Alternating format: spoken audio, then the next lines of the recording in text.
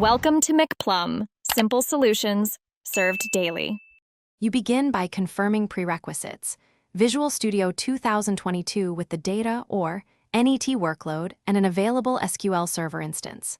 Once done, open Visual Studio and create or open your project.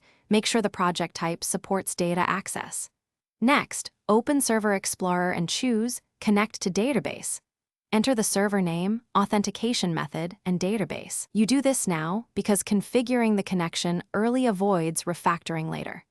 Test the connection immediately so you know credentials and network access are correct.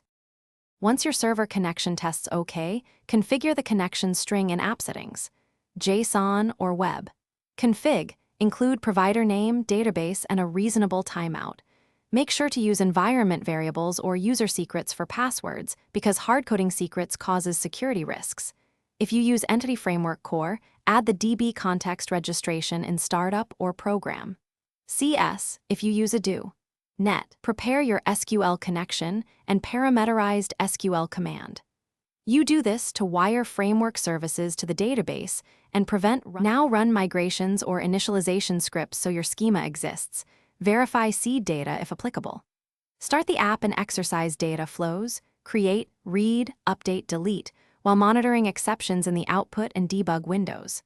If something fails, make sure you check the connection string spelling, authentication mode, and firewall or network rules first.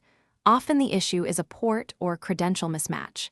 If errors persist, enable detailed SQL logging and test a direct connection from SSMS or the command line to isolate the problem.